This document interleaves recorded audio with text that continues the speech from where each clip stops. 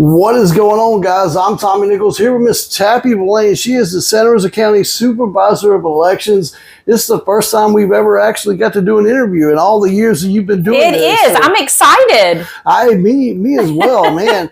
Hey, you've been doing this a while. You've been in the office up there quite a while. You know? I've been doing elections for 24 years. Oh, so wow. yeah, long time. So you know a little bit about what you're doing. A little bit. Now I got to ask. What opponents do you have? Do you have any opponents this I do. I have one opponent. Yes. Okay. All right. All righty, guys. You know what we do? We're going to jump right into it. I'm not going to. She's a busy lady, so we're going to try to get her in and get her out as quickly as possible. First off, Miss Tappie, tell us a little bit about who you are. All righty. Well, I am Tappie Villane, Supervisor of Elections here in Santa Rosa County. I'm originally from Birmingham, Alabama. Okay. So grew up a big Roll Tide fan. Yeah, absolutely, absolutely. We're already hitting good right there. Yeah, football's not too far away now. No. But grew up in Birmingham. Went to high school there. Got out of high school. Actually went to University of Montevallo. Okay. Which is about 45 minutes from where I grew up. And my sophomore year, came home for the summer. To only find out that my parents were moving to Gulf Breeze, Florida.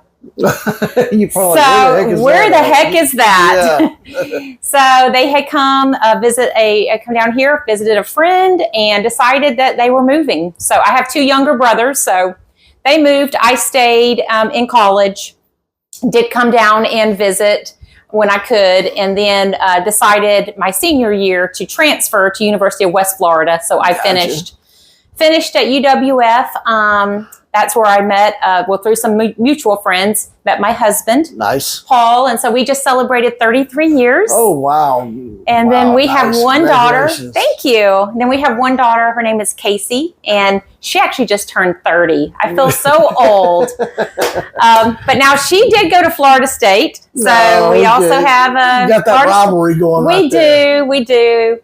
So, and she is actually a physician assistant. Okay. She works in neurosurgery. And so she had lived in Myrtle Beach when she got out of school, worked there for about 3 years, and then got the opportunity at Sacred Heart to come back here and work. So she's just over the bridge in Pensacola from us. Nice. And we're glad to have her back in town, basically. Absolutely. She's literally right across the bridge. She is. You can't beat that. Man, oh, man. Neurosurgeon. I think we have a certain president who can probably use her assistance right now. But that's for another day.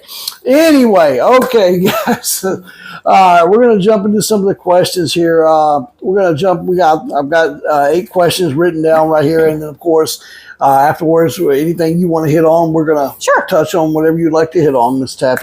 Number 1, security. Yes. What measures are in place to ensure the security and integrity of our elections here in Santa Rosa County? Absolutely. That is number 1. So in 2017, when I say we, meaning elections, were designated critical infrastructure.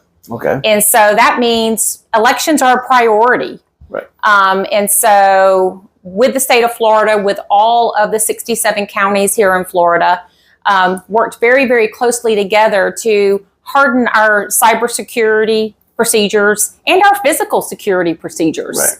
So we work with a number of agencies very closely. The state, they kind of took the lead on it because in order to do this, it's very expensive.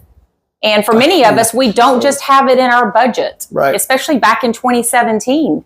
And so the state has worked very closely with the federal government for grants. Okay. And so we've been able to harden those procedures and processes that we have in place by those grants. Okay. And it's not just a one-time fix. It's something that is ongoing. It's something that we have to continue to do. So Florida's kind of was the forefront of all of that. And so it was a very good partnership that we've had with the Florida State Division of Elections. Awesome. And us. But yeah, it's something that we definitely have to work toward. Of course, Florida only has paper ballots. Right. And so you're voting on paper.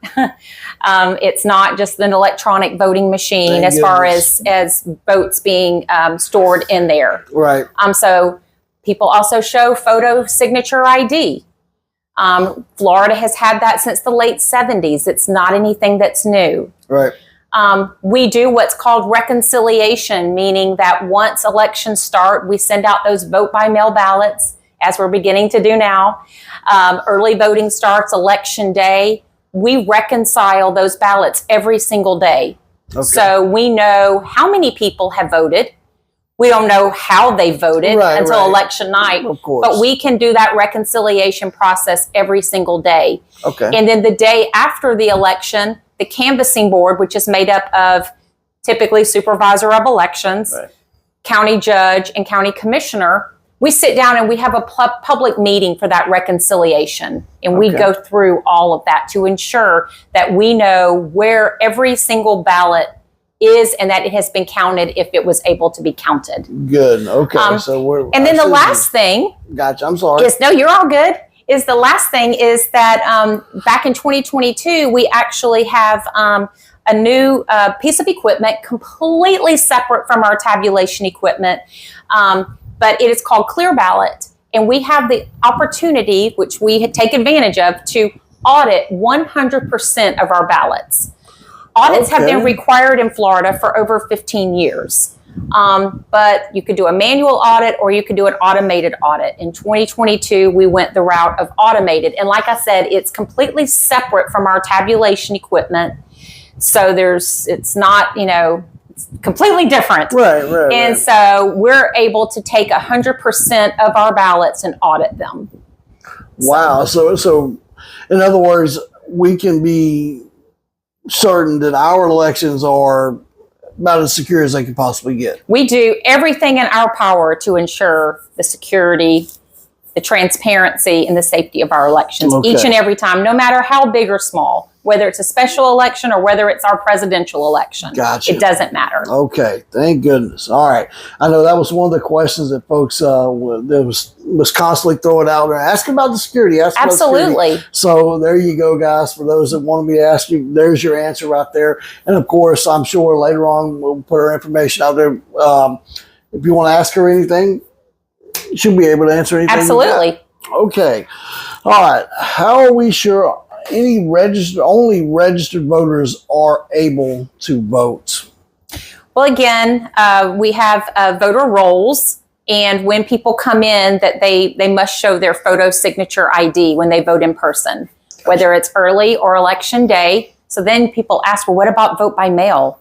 How does that work? Right. Well, when someone sends that vote by mail ballot back, we compare the signatures that we have on file for that voter whenever they registered to vote, whether it was on a paper application, whether it was done at the DMV, wherever it was done. Right. We actually have those signatures and we compare those signatures. Okay. And when I say we, it's my staff and I. We actually put eyes on it. It's not a machine. We actually do it. If the signatures don't match, then we are able to reach out to that voter to say, hey, your signature doesn't match. They have the opportunity to cure it. Okay. Cure affidavits came about in, I believe, like late 2018. But it gives the voter an opportunity to complete a form, send that form back completed in its entirety, along with identification. Right. So typically like a copy of the driver's license or whatever. Right. Then those all go before the canvassing board, and each one of those are reviewed to make sure that the person did send back the appropriate ID and that everything has been filled out completely to see if that ballot will count or not. Gotcha. Cure affidavits have been a really good thing because prior to that, let's say that you voted by mail and you were in a hurry and you dropped that ballot, that envelope with a ballot in it, in the mail. You went out of town. Right. You forgot to sign it. And we see a lot of that. People are just in a hurry, or they do a very quick signature, which isn't their signature. The only thing we could do by law back then was notify them the day after the election that their ballot didn't count. Oh, so talk about some happy folks. Yeah, I can imagine. So the cure affidavits have been great because we can reach out to that voter, they have until the Thursday after the election by 5 p.m. to get us those cure affidavits. And I will tell you, a lot of people do take advantage of that. I was going to say, I actually got something from your office about my signature, because yes. I don't know if anybody has ever seen my signature. I have a very unique signature. I kind of stole it from my dad, his signature, and it is one of a kind. And it was like, wait a minute, your signature is a little out there. You need to, send us something. And so I had to actually go up there. Update it. Yeah, absolutely. So it's not just with vote by mail ballots that we check. It's all those petitions when you're signing a candidate petition, an initiative petition. And a lot of times you may be at the rodeo or somewhere where, you're probably not doing your best signature. Right. You're doing a quick signature. Here you go. And, or maybe you're signing a bunch of them at a time. Yep. And so, yes, so we check every single one of those signatures. All right. Methods. What options are available for voting? I know you hit on a couple of them, the mail-in voting and, early voting and all that, but what all options do you guys in Centers County give us? I say you guys, I'm a part of it. But what options do we have for voting here in Centers County? So there are 3 ways to vote in Florida by law. You can vote by mail, you can early vote, or you can vote election day. So vote by mail, we saw some substantial changes in the law back in 2022. So it used to be whenever you made a request, and yes, you must make a request. Some people think we just mail a vote by mail ballot out to everyone. Okay. That is not the case in Florida. I didn't know that. Nor has it ever been, unless there's a mail-in ballot election, which we had one, I think, back in 2005 with the wet, dry, completely different. Okay. But a voter does have to have a request on file. In making that request, someone needs to put their name, their date of birth, their address, mailing address if it's different from their residential address. And then in 2022, what was new was that they have to also list their Florida driver's license number, Florida ID number, or the last 4 of their social. And then they can also make a request for a family member. That is authorized by law. But they will need all of that additional information for that person, plus for them as well, because we have to put all that in the system before it will even schedule a ballot for a person. Okay, nice. And then another big change is that all vote by mail requests are only good for 1 election cycle. So any request on file will expire on December 31st of this year. And then next year, we'll start all over again for 2026. So they have to literally come, each election have to request it? Yes. Okay. Yes. And so it used to be that before 2022, and we've seen the law kind of go back and forth. It used to be good for 2 election cycles. So let's say, you made it a couple of years ago, you'd be good for 2 election cycles. Now we're back to 1 election cycle. Gotcha. So anyone wanting to vote by mail in 2026 will have to make a new request after this year is over, and they can do that in 2025 or wait till 2026 and do it. See, like I said, I didn't know that. I thought it was once you signed up for it, it was something they sent out every year. Nope, it's not forever. That's why I love doing these interviews right there. That is good stuff. There's also early voting. Early voting has become increasingly popular since probably about 2016. We've seen an increase in popularity, especially during a presidential or just a general election, but especially a presidential, because people don't want to miss it. They typically have their minds made up because we've heard about it for so long, and they want to go ahead and vote.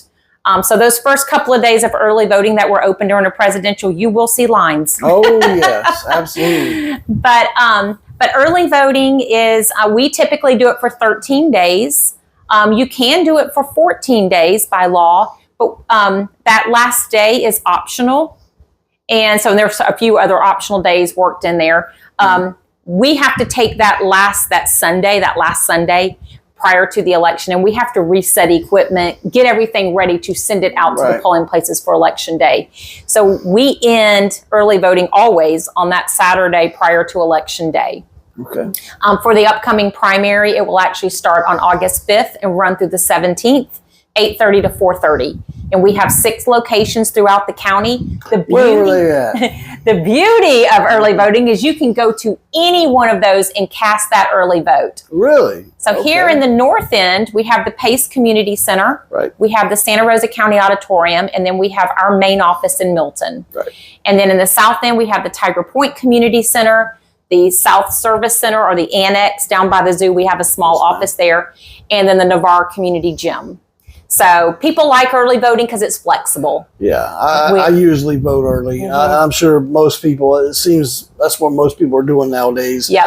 I don't know why they're doing it. I can't answer that question, but I've noticed, like you said, in the last couple of years, it seems most people vote early. Well, and it's, like I said, it's flexible. We're open 2 Saturdays and 1 Sunday. So people always call and say, hey, I don't want to stand in line. What day can I come? You can come Sunday, even during a presidential, because we're not busy. Gotcha. I don't think people realize we're open, or if they do, they choose not to come on Sunday. But Sundays are usually a pretty light day. Okay, so guys, you heard it right there. If you don't want to stand in the line, come Sunday. Okay.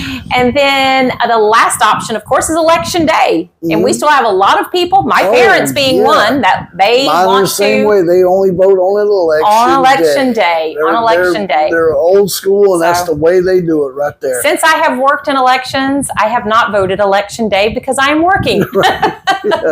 So, but Election Day, what's important about that is you must go to the precinct where you live. Right. So it's important that people know where that is. A lot of times we see someone show up at an early voting site because that may have been the last time they voted, they chose to vote early. They may go back to that early voting site and it may or may not be their precinct. Yeah. More than likely, it's not their precinct. Right. So we got to get them to the right spot. Now, if somebody is, they couldn't vote early and they want to vote on Election Day, how would they go about finding out where their precinct is they need to go? So they can call our office at 850-983-1900. Okay. They can always go on our website, votesantarosa.gov, and we have some quick links at the top, and one of them is called My Status. Okay. They can click on that. It will ask them for some identifying information. They can plug that in, and it'll pull up all their voter information, including a picture and an address of their polling place. And there's no excuse, in other words, right there. They can come by. If someone's had an address change, we encourage them to go ahead and make those ahead of time. Right. And they can still do it on Election Day, but we like them to make them ahead of time because we've got to get them to that correct precinct. Gotcha. Many times people want to go back to, well, I voted at this one for 20 years. That's fine, but it may not be their new precinct, and people must vote in the precinct where they live. Right. So. All right. Now, I gotta take it left a little bit real quick. We've been seeing a lot of one of the big issues is a lot of the big concerns in big cities. Not so much here. Illegals coming in and voting. Do we have to worry about anything like that here in Santa Rosa County? When people come in... Sorry, I don't mean to interrupt you. No, you're good. I know you hit on, our security and everything like that, but is that something that is going on so much here in Santa Rosa County yet? I know eventually maybe, but... So it's a great question, and it's something that we definitely have to have on our radar at all times. Right. With everything else. Of course.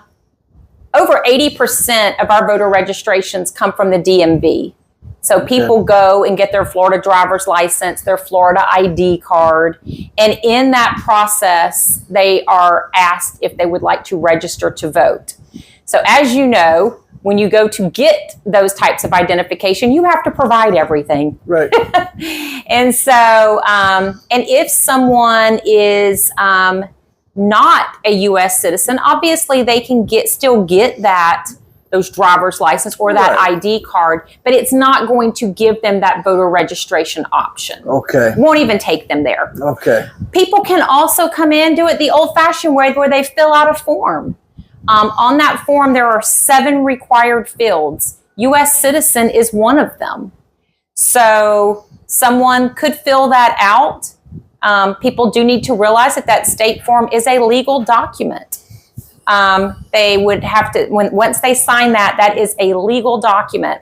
As far as identification, when someone registers to vote on a paper form, what is required for them to put down is a Florida driver's license number, a Florida ID number, or the last four of their social. Gotcha.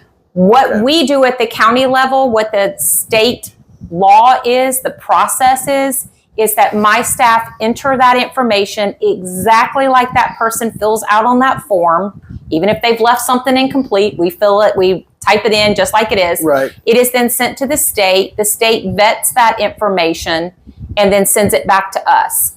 We either get something back saying, yep, they're good to go. You can issue them a voter information card, or, hey, we weren't able to verify a driver's license number. Maybe they didn't fill it out. Maybe they transposed some numbers. Maybe it was incomplete.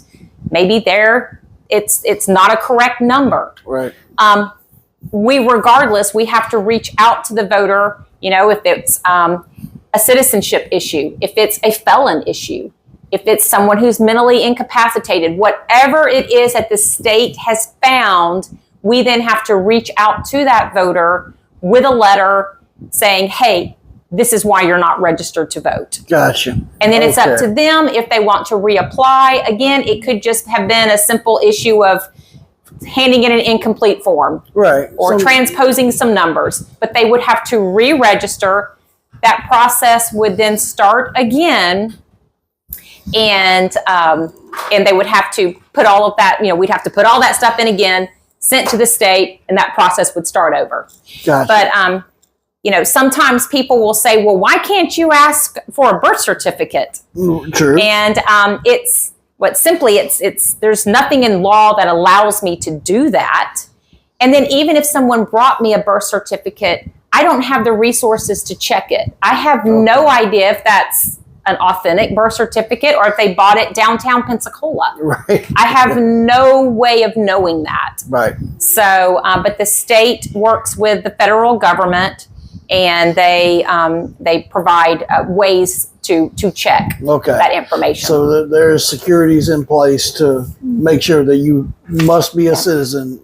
And we actually, because that's a great question, we actually have had people asking about that recently, because there's been some misinformation, disinformation that has been going around. Of course. And which always happens ahead of an election.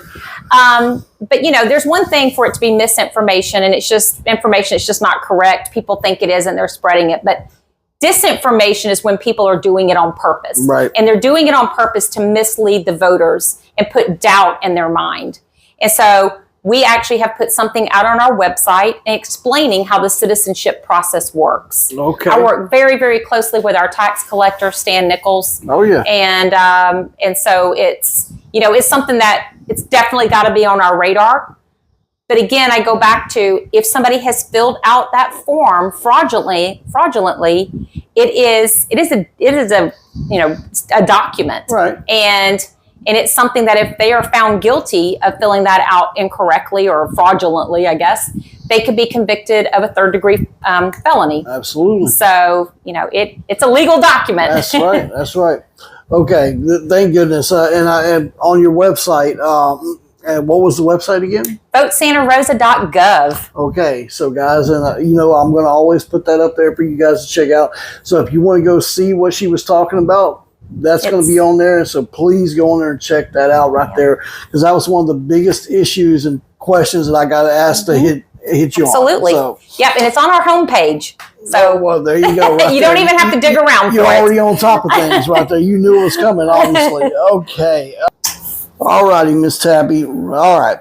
How is it possible for our voters to learn about all of the candidates and all of the issues on this ballot?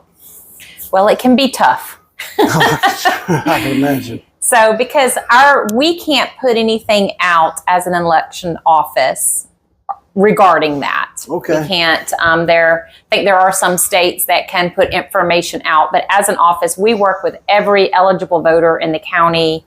So we can't share that information. However, in the candidate portion of our website, when you look at county candidates, we do have an opportunity for the candidates, if they want to actually put a little bit of a bio when you go into their reports to look at their reports. I've noticed that. Some people do it, some people don't. Right. But on our website, we do have address, phone number, an email. Many candidates have a website. And so people can do that. I know it's a little more time consuming because it's not something you just pull up and it's everyone there. Right. You have to do everything individually. Same for when the amendments come out.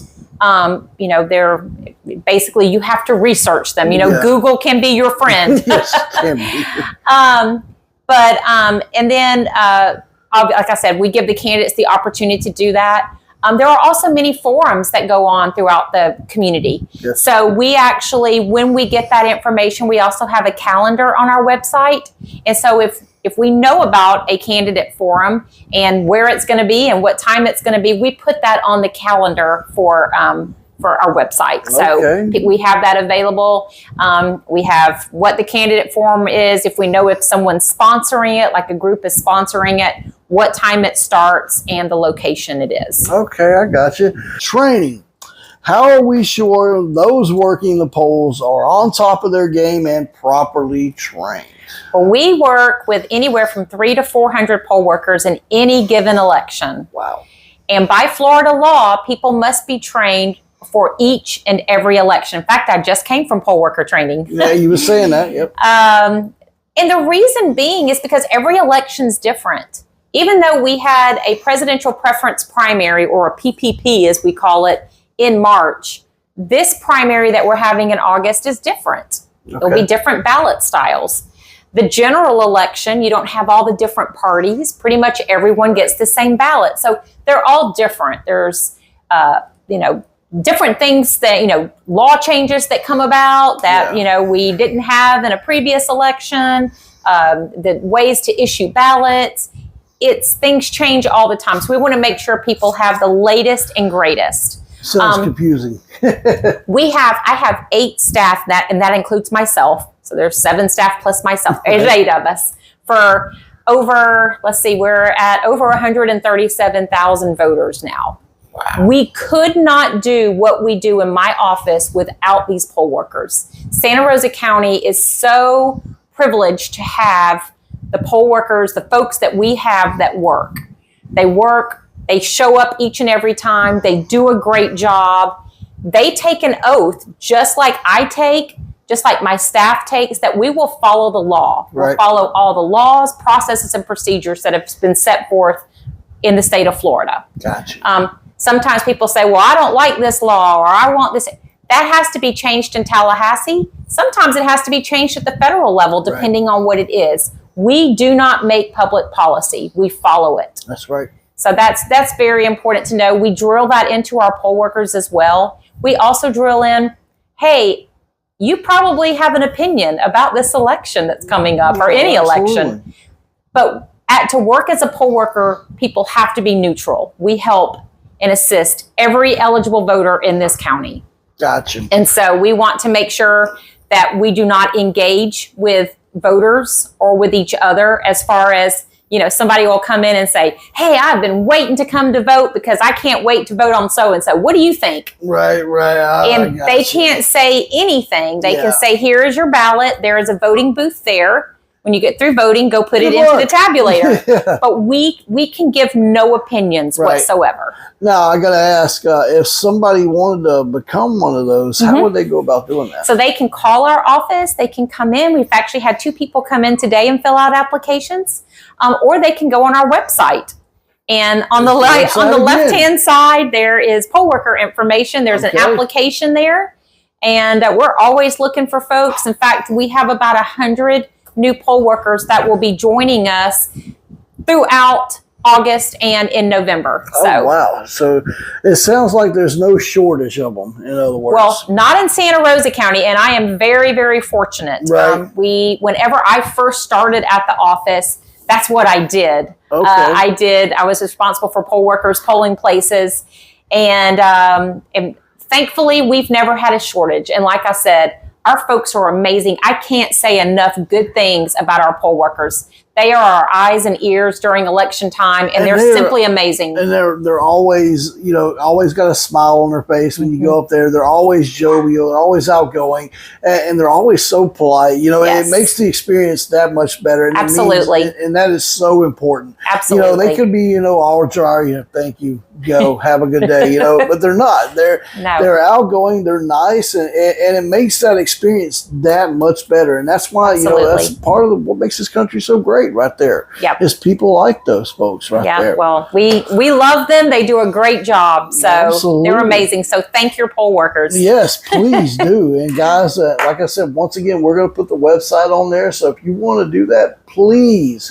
go out there and find that and become a poll worker. All right, transparency. How are you transparent with the citizens of Santa Rosa County?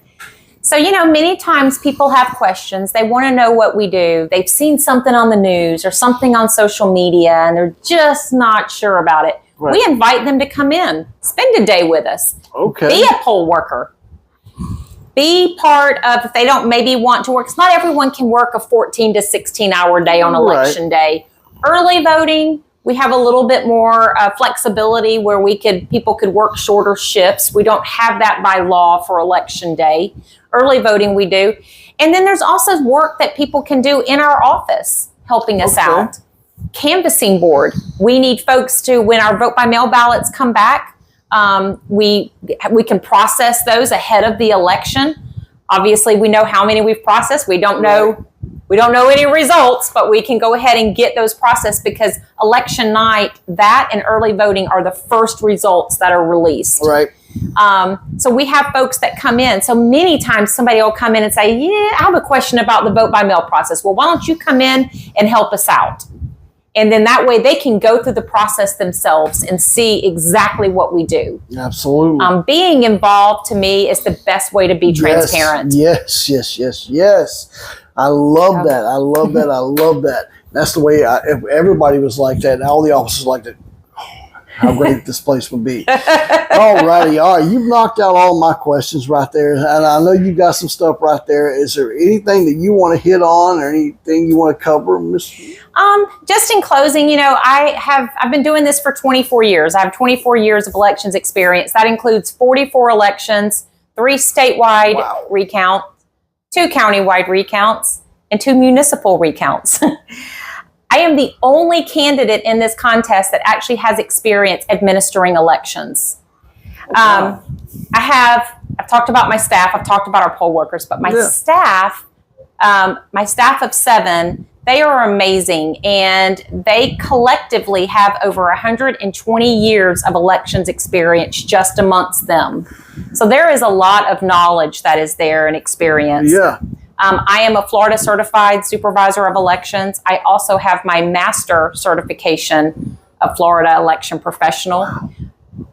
Wow. 4, I'm sorry. I guess there's 3 now. 3 of my staff, plus I have 2 more that will be attaining their same master level certified election professional designations next spring. Wow. And so I'm very proud of what we do. My office works hard each and every election. And again, it's not just the folks in the office. It takes poll workers. It takes community partners, such as our sheriff's department, our police departments in Milton and Gulf Breeze. We have so many people that we work with because putting together an election is so detailed. And there's so many things that have to be done. I was privileged to be able to work with the 2 previous supervisor of elections, Doug Wilkes and Ann Bodenstein. So I had some great mentors. Yes, you did. I can't say enough good things about them, but I appreciate you having me here. Absolutely. Finally, we get together. Yes, after all these years. Good grief. I want to say, help me continue the tradition of safe, secure, and transparent elections here in Santa Rosa County. So if, regardless of the method that someone chooses to vote, whether it's by mail, early, or election day, remember the name and vote Tappie Villane, the August 20th primary. Absolutely. And I got to say this before we get out of here. One of the things that I tell everybody, when they're running for re-election or everything, one of the things in this county is you can always tell how good a department is doing by there's no news on them. There's never any news on the Supervisor of Elections office, so that tells you you're doing a good job. No news, no news. Just giving information about what people need to do. That's right. Important dates. That's right. So you keep up the great work, Miss Tappie. Thank you, Tommy. I'm very proud of you. Thank you. And we are proud to have you here in San Jose County. Thank you so very much. Thank you. Yes, ma'am.